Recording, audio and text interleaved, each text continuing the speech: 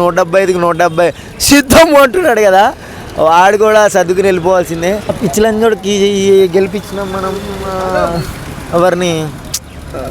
అరే మీ అందరికి ఒకటే చెప్తున్నా, ప్లీజ్ గెలిపియండి, ప్లీజ్ అంటే ప్లీజ్ గెలిపియండి.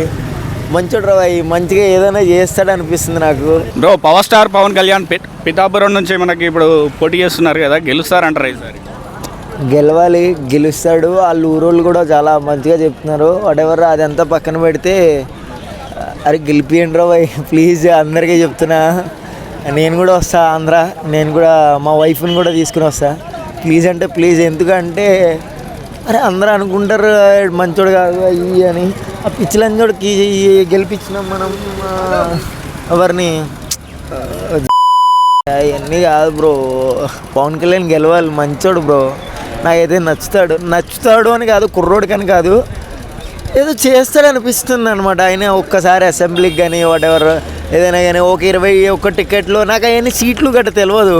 అన్నీ ఇచ్చారు అని ట్రోల్ చేస్తుంటే ఎన్ని ఇచ్చారు అన్నది కాదు, ఇది ఒక్కటి 21 వచ్చేసినాయి అంటే మాత్రం దాని తర్వాత 175కి 170 సిద్ధం అంటున్నాడు కదా, వాడు కూడా సర్దుకుని వెళ్ళిపోవాల్సిందే.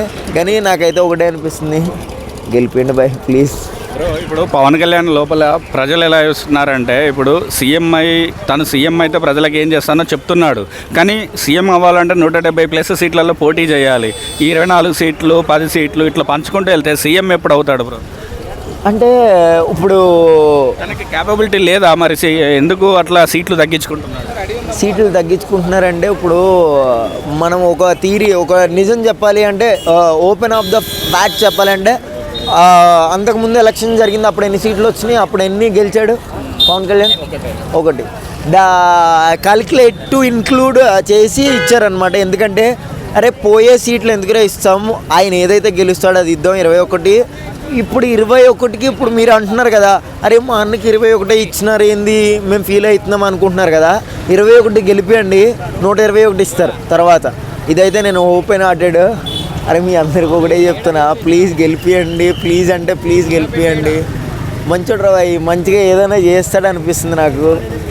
అదే అంతకుమించి అయింది. బాబు గారు పోటీ చేస్తాడంట కదా పవన్ కళ్యాణ్, ఆడు సుల్లి అడిగానే ఆర్జీవి గారి గురించి నో టాకింగ్ అనమాట, ఏందో మైండ్లెస్ ఫెలో. అది పక్కన పెడితే నాకు గెలిపియండి ప్లీజ్. నేను ఎవరికి రిక్వెస్ట్ అడగలే, ఎందుకంటే మంచోడు ఏదైనా చేస్తాడు. అంటే మా ఊర్లో రోడ్డు వేయించాడు, ఆ రోడ్డు మీద కూడా కేసు పెట్టాడు అనమాట జగన్. అంత లత్కూరినాడు జగన్. అట్లా ఇవన్నీ కాదు, ఎండ్ ఆఫ్ ది డే ఒకటే చెప్తున్నాను, ప్లీజ్ బాయ్ గెలిపియండి, రిక్వెస్ట్ అనమాట. నా పెళ్ళాన్ని కూడా బతిమాలుకోలేదు ఎంతసేపు, మిమ్మల్ని బతిమాలుతున్నాను, గెలిపియండి ఒకసారికి.